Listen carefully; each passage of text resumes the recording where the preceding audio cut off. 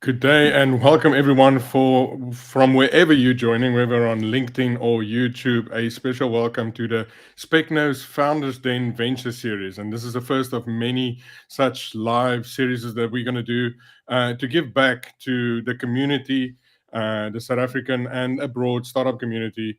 Specno's on a mission to raise 1 million founders across the continent of Africa and empower 1 million founders. And this is one of the many things that we do. We want to give back and actually have a conversation around what it takes to build a venture on the continent and beyond. So today we're going to start this series. We're going to dive into the early stages of what it means to be a startup. And hey, if you're on LinkedIn watching live, why don't you make a comment, give us your favorite emoji, give us a wave, say how's it to a friend if you recognize someone. We are going to be engaging with some of the live comments as this conversation is going on. So this is actually live; it's not pre-recorded. So if you want to join the conversation, why don't you pop a question in LinkedIn, and later we're going to open the floor and we're going to get to some of those questions. So as we dive in today, Daniel was going to join me, the CEO of Specno. Daniel is stuck on a train with bad Wi-Fi in Europe. And unfortunately won't be able to join, but he is on LinkedIn, so he's chatting, he's engaging, and he'll get you there. But I am honored today to have two people from Specno join me, two people that in their craft is really specialist and really understand the space well, and they've been with Specno for a very long time, basically from the beginning. So firstly, I'm going to welcome Brandon Watkins. Brandon is head of design at Specno. Brandon, welcome. Thank you very much, Vinaya. Good to have you here. And then also welcoming Head of Product, Charles Jones, to our conversation today. How's it, Hi, Charles? How are you going? I'm good and yourself. Glad to be here. Okay, Charles looking very, very professional with the collared shirt. I mean, product's all business, right? I'm surprised you didn't wear a tie, but maybe we can do that next time. It's as far as I could Anyway, go. so good to have you guys. We're going to dive right in. Just a reminder: if you're on LinkedIn, pop us a question. We're going to get to questions as we go along. If it fits into our conversation, we'll pop it right in. But afterwards, we're going to do some questions. So, startup ideas. Whenever you speak to someone and you say you work with startups, you build software, etc. First thing you probably hear is, "Hey, I've got an app idea. I've got a startup idea." They're everywhere, right? And I think it's not new information for most people here that idea isn't the only thing that makes a startup work, but a good idea does help. So Charles, I'm going to start with you. Like, how do you know if a startup idea is a good idea? If you're early stage and you're kicking around an idea, all of us have many ideas, but which ones are the ones that we should consider taking on and building as a business, and which ones could we just skip from the get-go? Okay, so I think whether an idea is good or not is not just the idea, but it's also how well it links with you as a founder. There's 1 million ideas out there, but your experience, your background, and kind of your way of doing things definitely ties into that. So I think people refer to it as a founder product kind of fit, the same as we've got product market fit. You also need a founder product fit. One of the key things I'd say is your access to the community that you want to build in. There's, like I said, 1 million different ideas that you could pursue, but to what extent do you have access into that community? You could build a great product, but if you don't have the ability to get it in the hands of anyone, it's not really going to kind of take off. So yeah, I think for me, most important thing before you even start thinking about the idea is, does this idea serve a community that I have access to, or people that I can relate to and will trust me with this sort of tech? Yeah, and that kind of limits the scope, right? I mean, if we think about all the different ideas we get, bringing it back to something that is close proximity, something you work with, something that is close to the people I mean, that plays a big role. But Brandon, how do you find? I mean, how do you practically go about that, and how do you identify a community around you, and then actually start this process of figuring out if your idea is going to work and if it's going to add value to a problem that they're facing? Yeah, I think the important factor there is essentially knowing the audience you're building this idea for. So from the early days, I think a lot of founders make the mistake of building in isolation and not building with their end users in mind and the community that they're actually building for. So from the early phases is having access to that community, finding ways in which you can put out surveys, forms, get people on WhatsApp groups, whatever you can do to get all your potential users in one place, and leverage that community in the beginning phases to help craft your idea and validate whether they actually have these pain points, they actually are looking for a solution in this space. So I think that's pretty much how you can look at getting in front of those users, I guess. Yeah, but I think in that, I mean, a lot of people have this fear of going, I've got this startup idea. It's quite a unique thing. I think there's nothing like it. Which, by the way, is a first practical thing to do. Whenever you have an idea, like hit Google and go, can I find something like this? And chances are you'll find something kind of similar, right? There's very few ideas that are so unique that no one globally is actually even attempting it. But now people have an idea. Sometimes they feel like, I don't want to share my idea, because sharing my idea, someone might steal my idea. Charles, what do you say to that? Like, a lot of founders are walking around with NDAs, they're going, cool, and NDAs just slows down this process of actually getting the initial feedback that you need to actually ultimately change your idea and get to something that works, because very few people actually start with idea and end with that specific idea. You need to get feedback and change it. So Charles, what would you say to someone, if you have an idea, should they be scared of sharing the idea? How much should they share? How should they go about the information which they think is intellectual property at that time? And sometimes it could be. Yeah. So I think everyone listening to this, even us three, we've all got a million ideas that we want to pursue. And I often come across, those founders, or even my friends, they've got an idea, but they don't really want to tell me yet because they're scared that I'm going to steal it. And sure, there's a possibility that you tell someone the idea and they are so invested in this idea that they take it and they run with it. In reality, everyone's got their own ideas and everyone thinks their idea is the best idea. Like you said, Ranid, getting feedback from people is the best way to build your business before you even start touching anything. If I put it out there, I'm chatting to my friend and I told them, if they're not working for a company that's competing with mine or kind of within that space already, really, really slim chance that they're going to drop all of their ideas and what they're doing and start pursuing this. And in reality, I think this also comes to that kind of back to the founder product fit. If you have the link into the community, or you've got the experience, or people who are experiencing this problem, you could tell anyone. In reality, if they can build it as well, then you probably didn't have that much of a competitive advantage over them. So I would say, don't be afraid to share your idea. Most people are too kind of up in their own ideas to think that your idea is one worth dropping theirs for and pursuing. So definitely be free with it. And also, when you're telling people, don't just tell those people who are going to outright support you and say, oh, this is a fantastic idea, because in reality, in the start, you don't want the people telling you it's a fantastic idea. You want people to tell you what's wrong with it, or where do they see an issue with it. Because someone telling you, oh, that's a fantastic, great idea, you're amazing, that's just puffing your ego, but it's not actually getting your product anywhere. I always say I want people to challenge my ideas or what I'm saying, because I know, yes, I may think I kind of know what I'm doing, but I know there's always an angle to it or something I haven't thought of. And that's really what I want people to be telling me. And I think the best way to do that is actually just to start talking to people about the idea.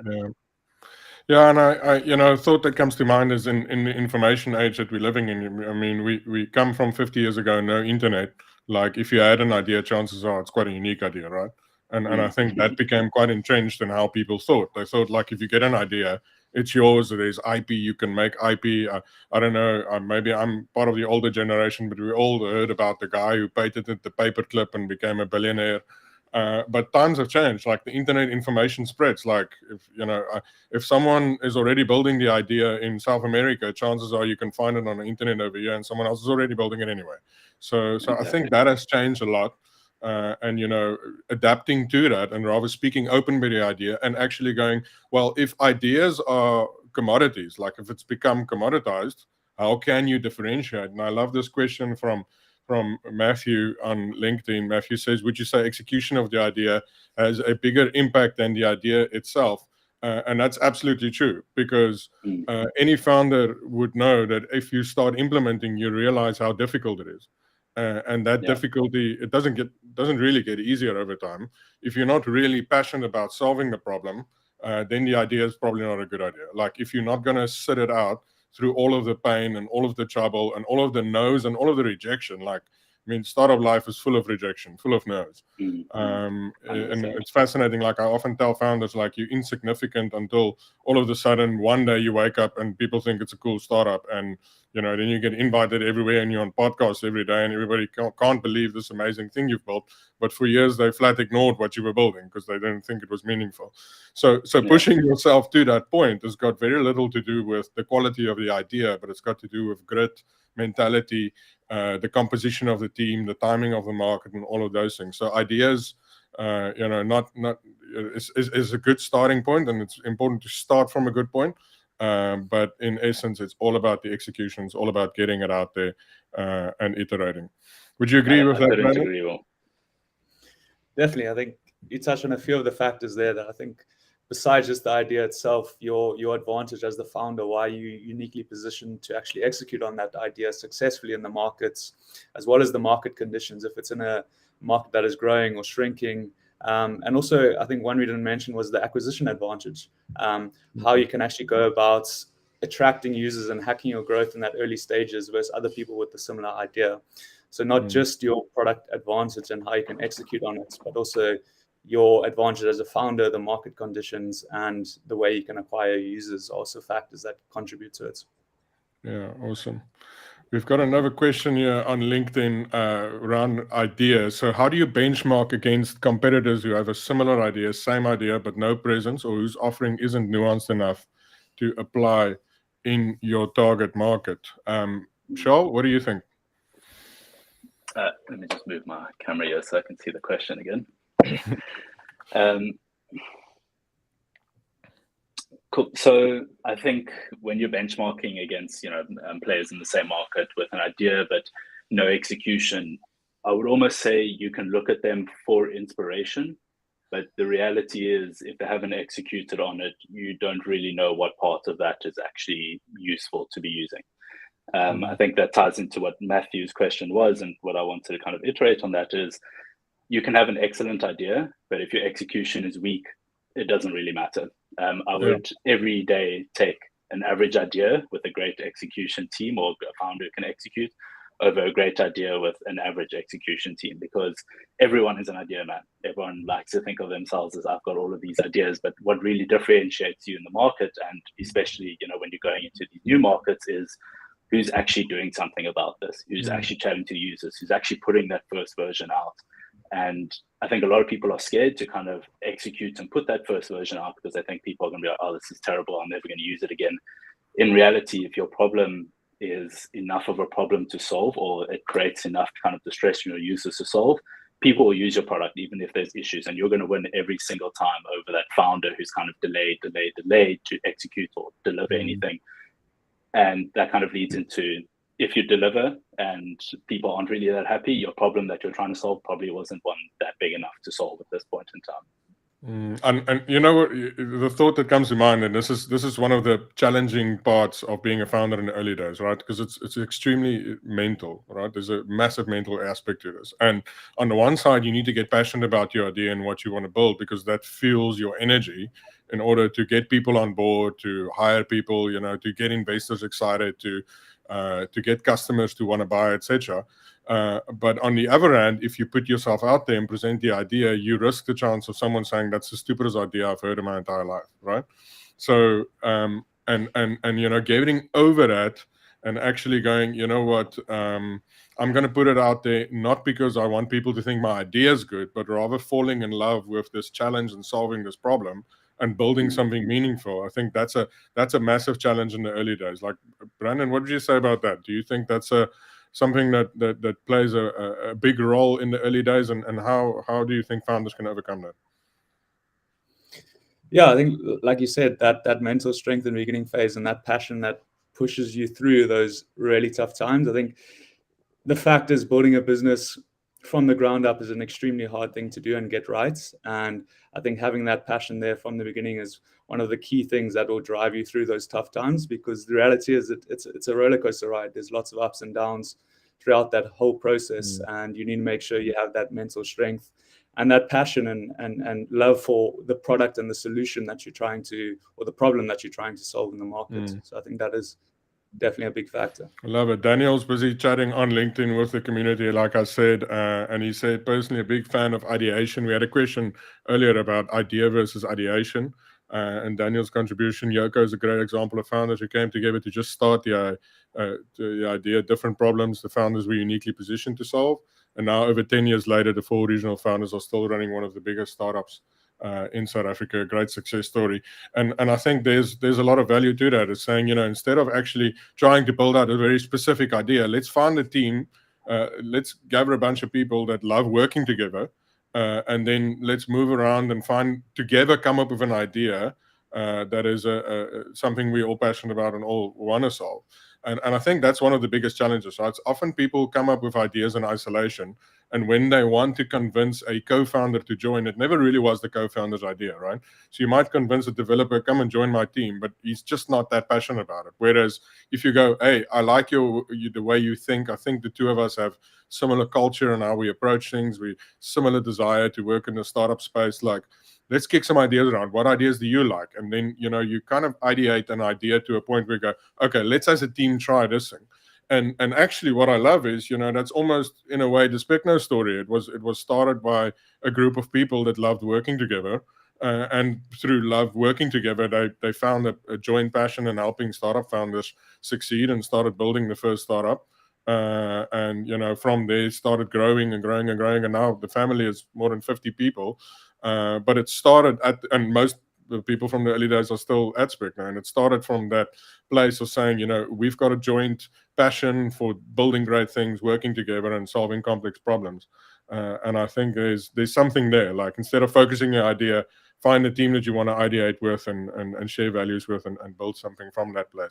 We're going to move over into how to practically validate startup ideas. So we're going to get a bit practical. And if you're on LinkedIn, please continue the conversation there and chat. We're going to get into more questions in a moment. So practically, like, let's say we've spoken about the community aspect. You've got a bit of a community going. You've got a few people that maybe share a specific problem. Now you need to get going.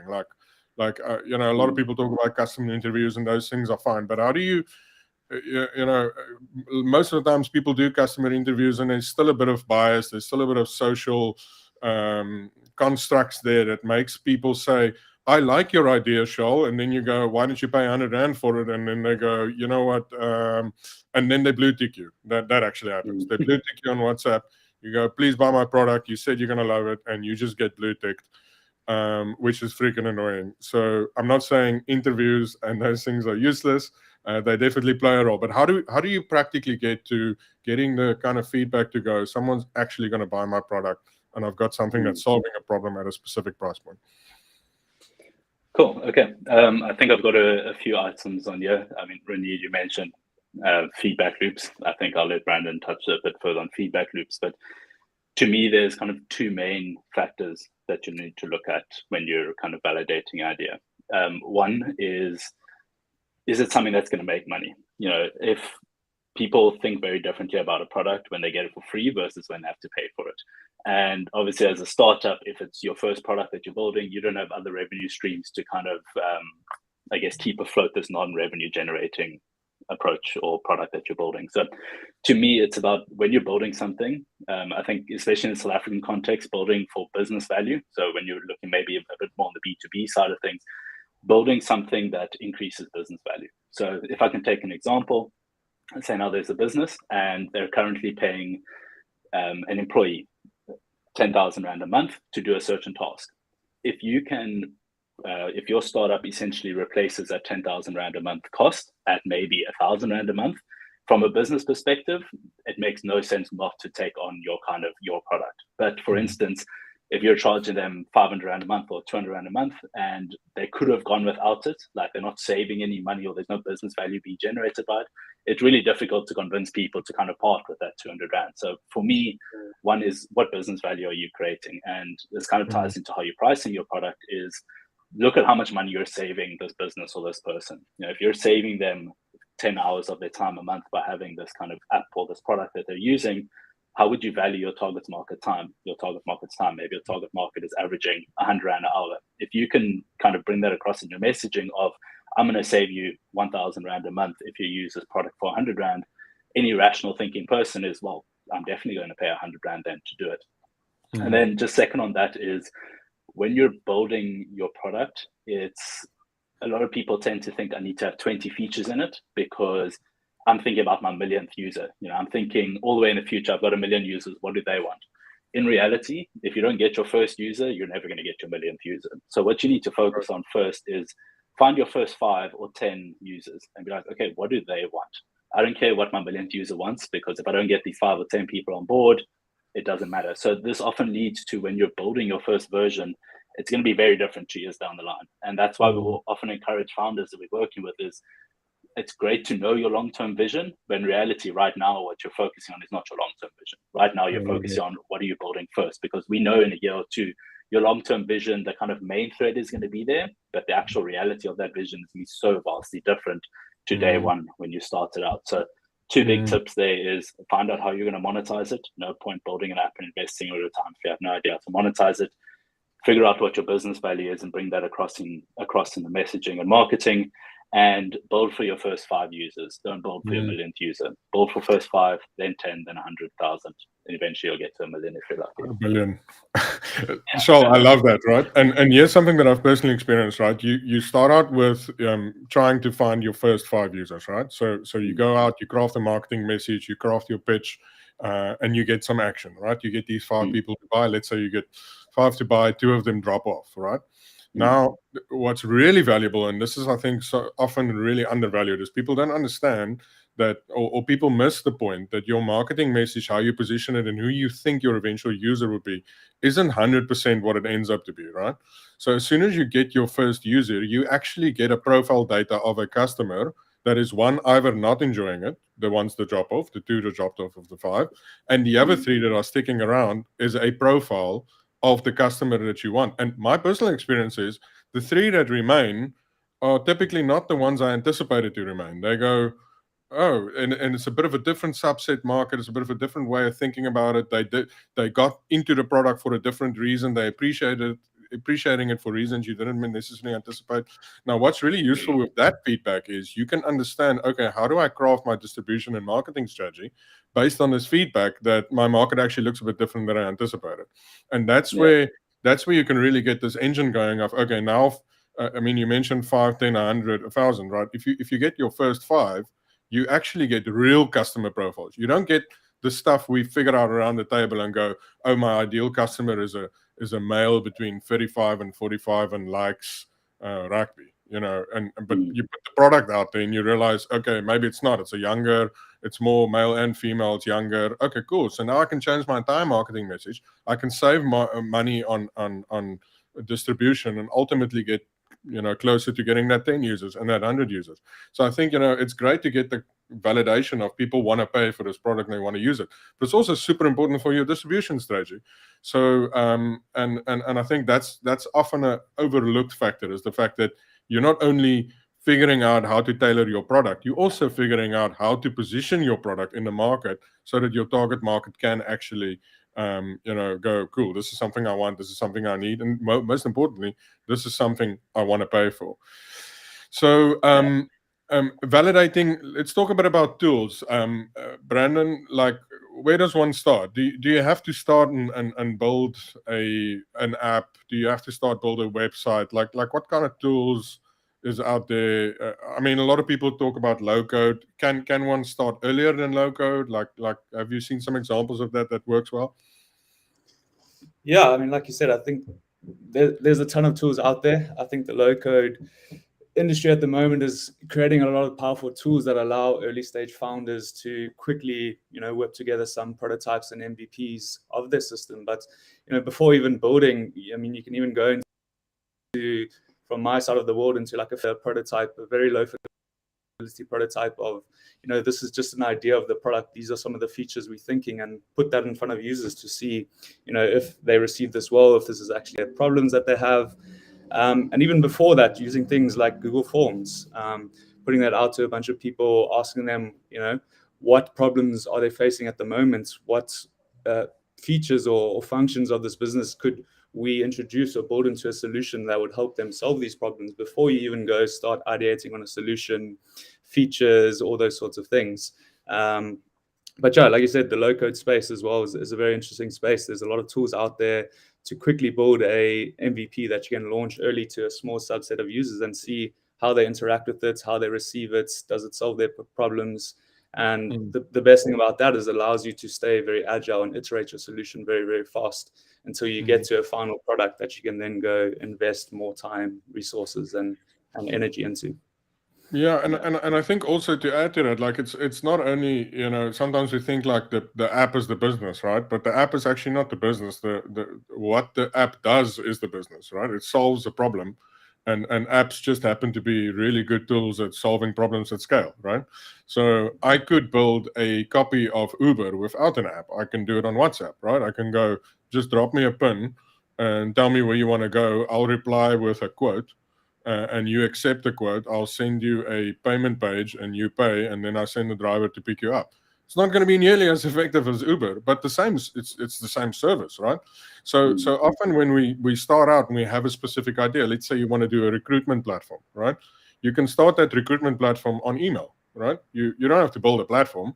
You can build an email list, and from an email list you can try and match candidates with potential people that want to hire them.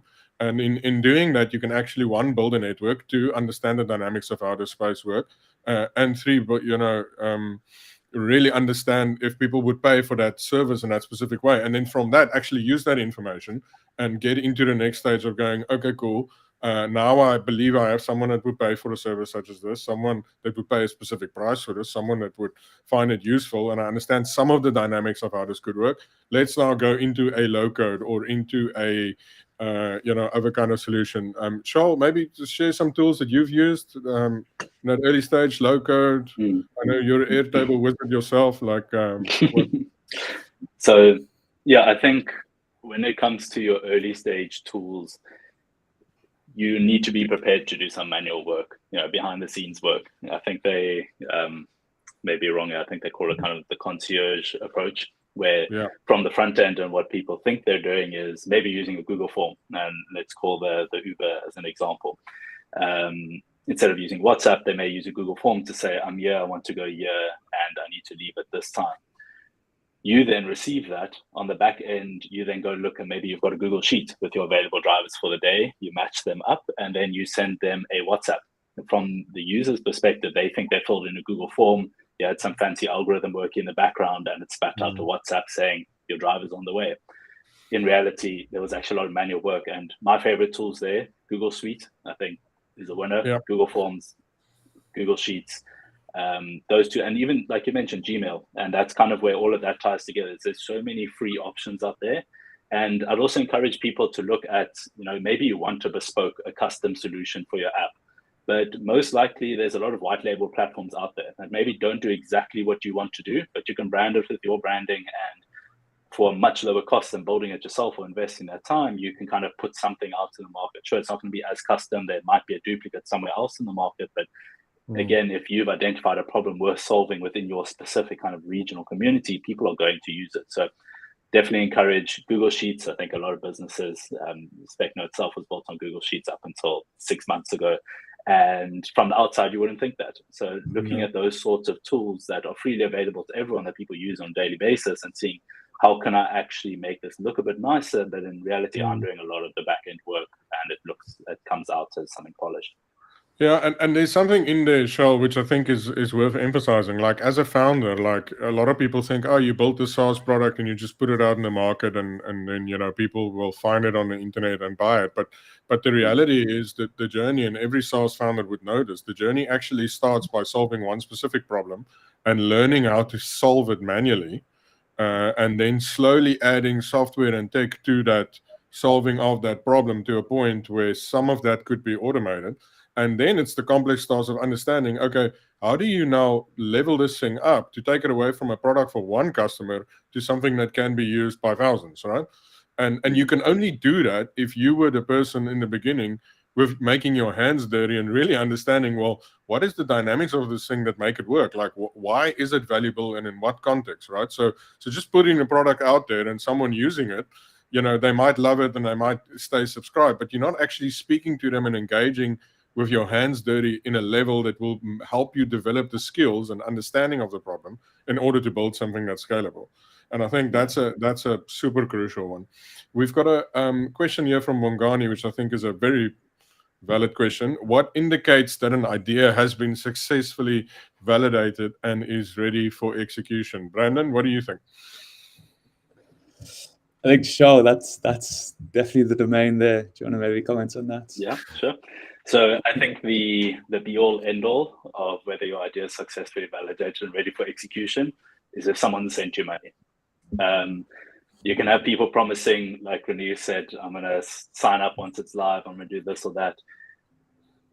If someone sends you money for something you've built on your kind of low code platform, whatever you're going to use, at least there's one person willing to pay for it. And if there's one person willing to pay for it, you can probably dive a bit further into that and find more people willing to pay for it. So from my perspective, if someone can sit there and give you money, not just give you their words to say, this is a great platform, I would definitely use it. If someone can give you money, invest further into it. I think especially in the South African context where VC funding isn't free flowing, it's very difficult to come across a founder who's actually taken on VC funding.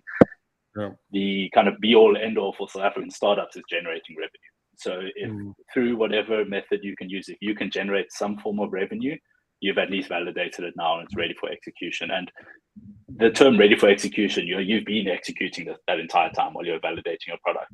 We've got founders who are 2 years into their journey of building their product. They're still validating what they're doing. I think it's also important to note that when you're validating, it's not just something you do in the start and then for the next 20 years you build on this one validation you did. It's validating one feature, one problem you want to solve. Cool, I'm ready. Now I'm going to validate the next kind of, and the combination of those next two features or those next two problems. It's almost a continuous cycle of evaluating that. And for me, the be all end all is generating revenue. But it could also be maybe you've already got 10 features and your 11th feature doesn't generate revenue, but it keeps users on the platform longer, which maybe generates revenue somewhere else. So it all though comes down to me is the aspect of, is it generating money? Even if it's 100 Rand, that's still something. It's a lot more than 0 Rand, and it's someone willing to put their cash on the table and say, this is something I want to use. Yeah, and I agree. I mean, that's really the first milestone is like, can you get someone to pay, right? And then from there, you really start to figure out like, what is the unit economics of this look like? Like, will this actually work? Like, now we've spoken about like you get some validation, but you also get a bit of understanding of your actual customer profile, right? Now you can take that customer profile, rework out your target market and figure out like, okay, how big is this market actually? And then from there, actually look at the unit economics, which actually leads me to the next topic we're going to talk about is like the metrics that matter. Like, if you're building a high growth, highly scalable startup, chances are you're going to need funding at some point. And by the way, let me just say that I also love like the bootstrappers, those that are not necessarily or that don't necessarily have to scale as fast as companies that are in a winner takes all or winner takes most market. And for those of you who are new to the concept, just to iterate, like some ideas, operate in a space where the person who takes most of the market first is likely to dominate that market for a long time. And that's the reason why companies like Uber has been raising so aggressively and expanding globally so aggressively, because of this thought that if they were first in a territory and they can become the biggest first, you wouldn't necessarily download another app and create an account. There's a lot of friction there. If you already have an Uber account, you're going to continue to spend there. So if you're in a market that's winner takes all, winner takes most, you're probably going to need funding to grow. But some people, don't need that much funding to grow, or they can grow organically. Either way, metrics are really important once you validate it.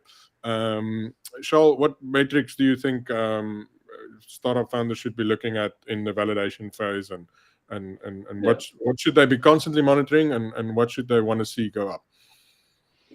Okay, so I think there's two contexts to this. The one is your metrics in terms of growing it yourself, and then metrics in terms of investors. So maybe I'll touch on growing it yourself first. So when you're building something that ties into both of them, when something new comes onto the market, people are mostly excited. If you get lucky, it's a good idea. People are excited, but in reality, that excitement peaks and then it drops off. We see it in the age of the content or the creator economy is it almost relates to Gartner's hype cycle of you start at zero, there's a huge hype in the start, you go viral, and then you drop off. You're still doing the same thing, and no one can really figure out why it is I'm not going viral anymore. What is it? You see this in creators posting short form content as an example, which kind of ties into this, is they'll post the same thing, but eventually their views start to die off, and they don't really know because they're doing the same thing they did initially, but now they're getting a lot less views or kind of interaction or revenue coming through. So, and then it kind of goes up into a slower productivity and you kind of hover over there. So I think for both of these, your recurring revenue is really important. You may get a lot of revenue and start as a whole new brand new idea, but if you can't keep people coming back and keep giving you money, and I think that's why subscriptions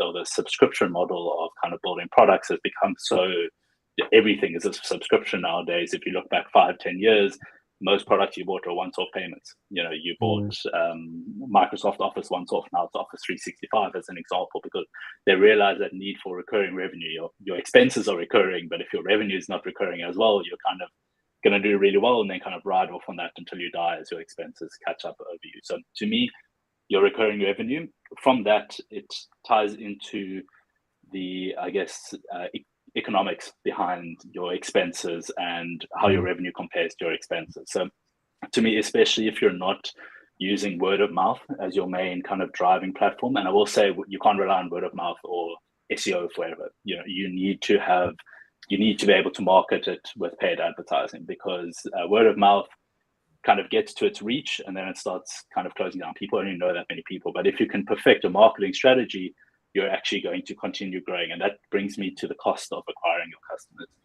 If it costs you 10,000 Rand to acquire each customer, and in a year or over the lifetime, you're only getting 8,000 Rand from them, you really need to figure out, how am I going to reduce that kind of cost of customer acquisition? And when it comes to cost of customer acquisition, I think too many people only look at the number on their Google Ads profile of how much did they spend versus the clicks, but there's so much more to it. How much time did your sales rep spend on working on this client, and then how much are you paying your sales rep? How does it actually translate to their hourly rates?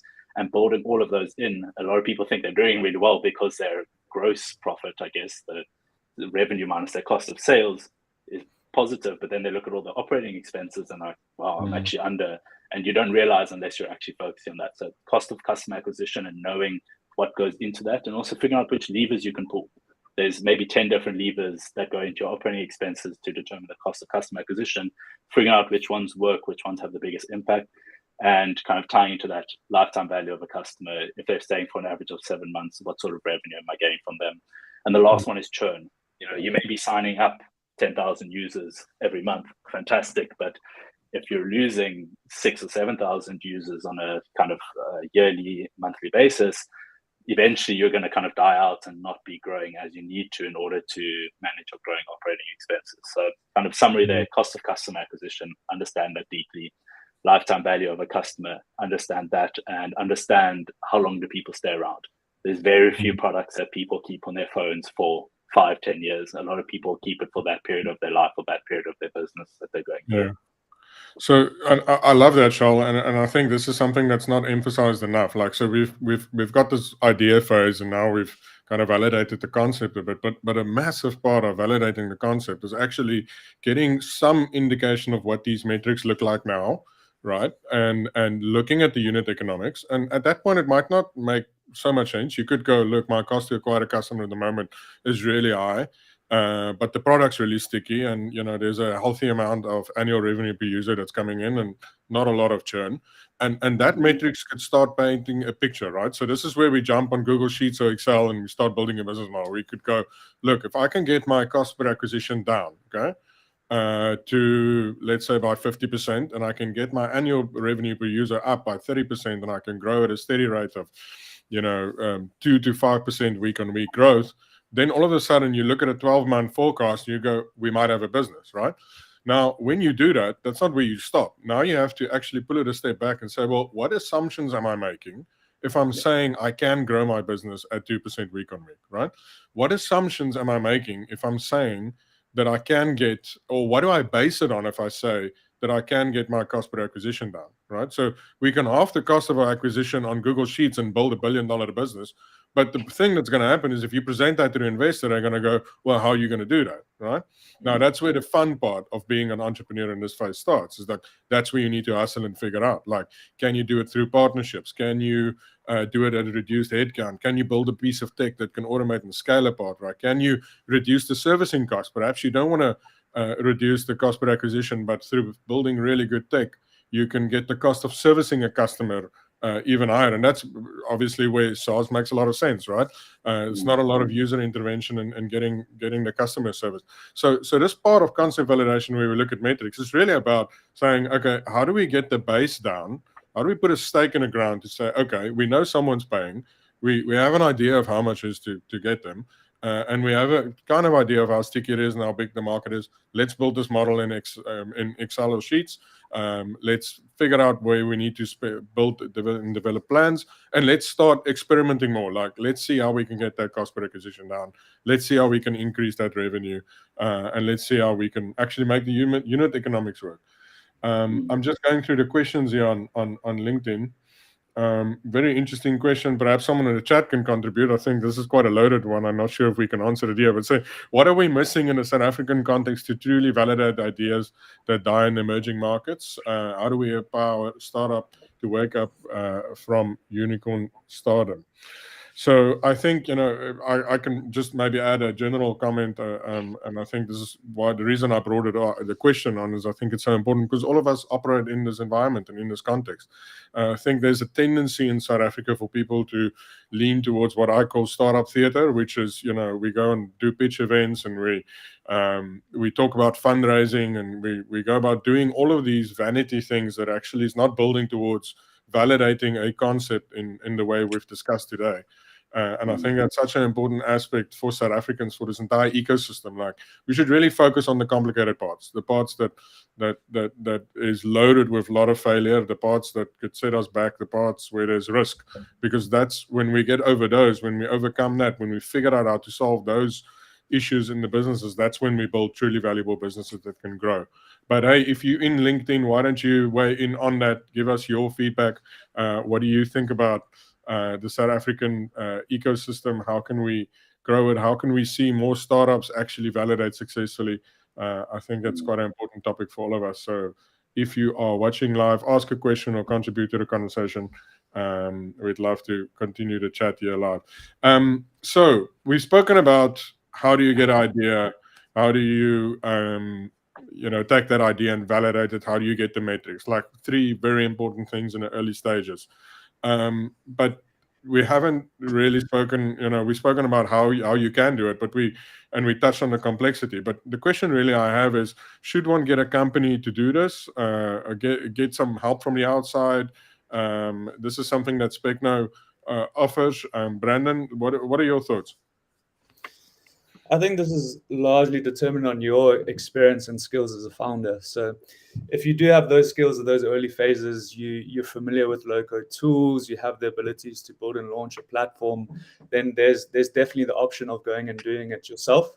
But then I do think you run the risk of doing it yourself, where going with an agency, I think they've learned through experiences and dealing with hundreds of startups of what are the factors that cause that solution to actually be successful and be adopted in the marketplace. So by going yourself, if you don't have that experience and that knowledge of building products and how to build them effectively and in a way that's will actually solve the solution that you're trying to build for, and also be easy to use and digestible by users, you run that risk of launching with a product that might not fulfill that. Whereas going with an agency, you can tap into those skills and the knowledge of dealing with hundreds of previous clients, knowing what works and what doesn't work, to essentially fast track that journey. So doing it yourself, you'll probably eventually learn those lessons through iterations. But if you are in a point where you need to launch and build a product fast and get into market with something that is effective on launch, then going the company routes is probably a better choice for you. But yeah, like I said, it depends on your skill sets as a founder. Yeah. Love that. And Charles, maybe you can elaborate a bit, like how does Specno help people in this early stage concept validation phase? Like what services does Specno offer, and how Yeah. how does it help the startups in their journey? Okay. So obviously I'll take an opportunity to pun Specno, but I do have a caveat at the end on it. So I think from Specno services perspective, we work with a multitude of kind of different target audiences. The biggest one, which I think we'll be chatting about today, is startup founders, but also startup founders who it's their first startup that they're building. Normally, if you've built a startup already, you may have a dev that you trust. You know, you've exited your startup, you know, this dev works, you know, this designer works, cool, go with kind of what works for you. But for a lot of first-time founders, they've got the experience in their industry, they've got the access to the community, they know what problem needs to be solved, but they don't necessarily have, I guess, the technical guidance. And that's where I kind of position Specno, especially my team within Specno, as almost your CTOs for hire.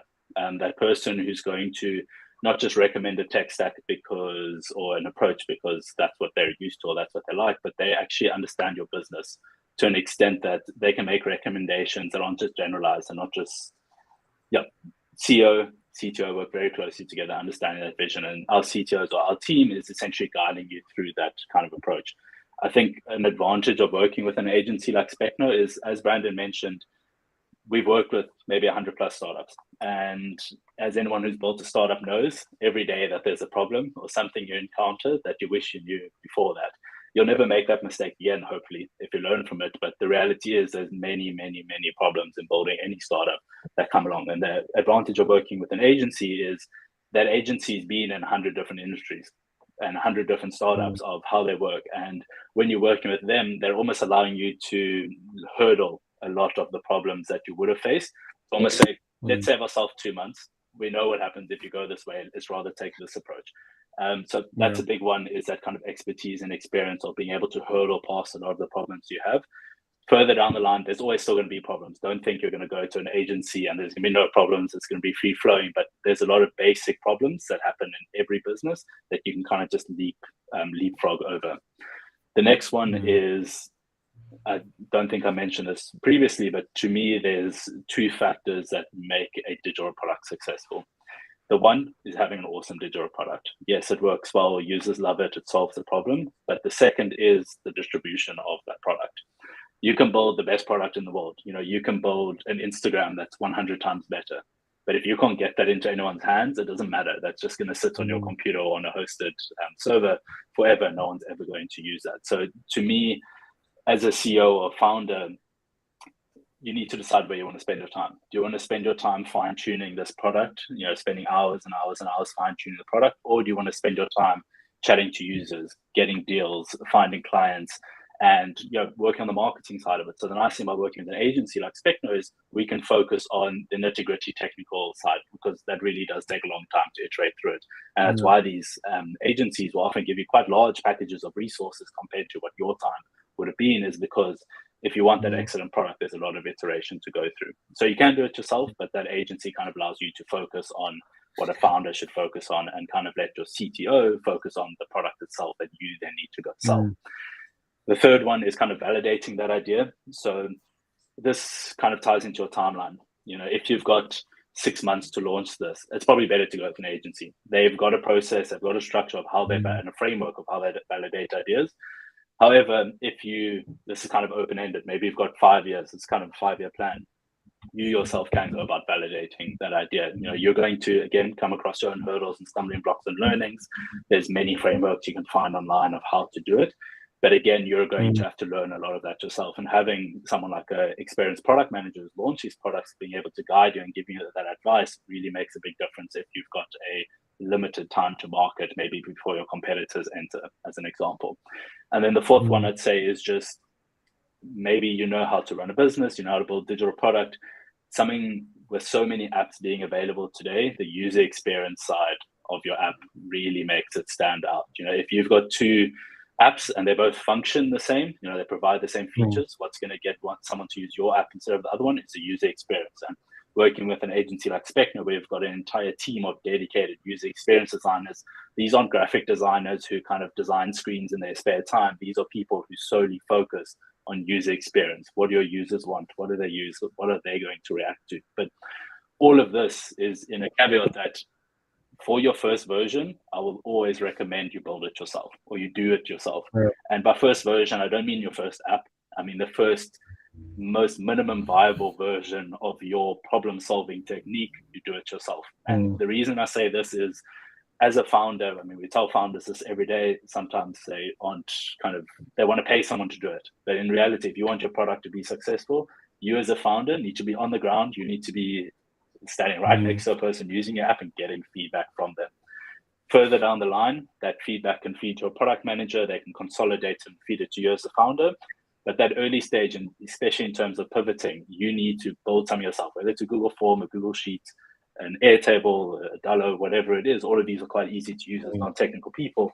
You need to build that yourself, because you also then start to understand the intricacies of how things work. What did you try? What didn't work? Because as I said, if you've got a team working 600 hours a month on your product, and that's month 1 or 2, they've got 600 hours of learning a month. And there's no way you as one person are going to consolidate all of those learnings and understand them. So always I recommend, if you haven't at least shown anything to anyone or try to solve this problem, do that first before you actually try and build an app with an agency, because you're going to end up spending your money a lot wiser and not kind of building your first version and realizing, actually, I probably could have figured out that people don't want this by just spending a week or my weekend kind of putting together something basic and showing it to them. I love that. That's great advice. And if I can add to that, Shaw, I mean, you speak about maybe you have 5 years to build your product, and maybe there is a case like that. In my experience, what often happens is it doesn't matter if the timeline might look like it's 5 years, but you need momentum, right? Momentum helps any kind of business, right? So sometimes, by yourself, you simply cannot move fast enough to create enough momentum to actually, make this thing work. So again, let me give you a practical example, right? If you can delight 50 customers tomorrow because you've made sufficient progress, because you've got a team that's supporting you and helping you, right? Chances are some of that 50 is actually going to speak to other people and tell them, right? But if you only delight one customer or 5 customers, let's put numbers to this. If you delight 50 customers and you can get 5% of them to tell someone else to share this on, you have someone that's actually sharing, and you get another customer, and that builds momentum, right? But if you only delight 5 customers because your team's capacity doesn't allow to get to 50, well, 5% of 5 means you're probably not going to get a referral, which means you lose out on that momentum, which means someone else might have gained ground on you. So a lot of the times there's that factor as well. So sometimes people only look at the cost of working with an agency, but they misunderstand the risk associated of not moving fast enough or not being able to generate the kind of momentum and inertia to actually get this thing to a place of success, right? So I think that's a very underestimated and undervalued point, is that momentum and inertia. And that brings me to my second point. You need to find the agency that has startup culture. You need to find the agency that really gets what it means to make their hands dirty and help you succeed as a startup. And there are many agencies out there, and all of them do brilliant work in their specific focuses. But the agencies that focus specifically on working with startups generally understand startup culture, and they understand what it means to build this kind of momentum and to actually move fast and actually pivot, as you go along, and work towards building great product. And I think that's a very important criteria when analyzing whether or not you want to work with a specific agency. So this has been really fun, guys. I really appreciate it. Thanks so much for joining. Thanks for standing in. You guys are absolutely amazing. Appreciate it. And thanks so much for everybody that asked questions on LinkedIn. Sorry we didn't have time to get all of them, but someone from our team will actually reach out to you and engage and see if we can help answer those questions with you and continue this journey that we're all on in building better startups. Thanks so much for joining, and be sure to follow Specno if you don't. We'll be announcing our next event, which is coming up in about 4 weeks, where we'll continue this conversation and maybe take it one step further. The next stage, once you've started your validation, like how do you take the next step and how do you build it out from there? If you have any feedback, pop it in the chat, send us a DM. We're ready to get feedback. If you want to chat about a project, we're more than happy to also jump in and have a conversation about what you're building. Hey, but keep building, keep hustling, and keep us in the loop with what you're up to out there in the startup world. We'd love to hear your stories and to be part of your journey. So thanks so much for joining. Have a great day further, and we'll see you again soon. Cheers, everyone. Thanks for having us on.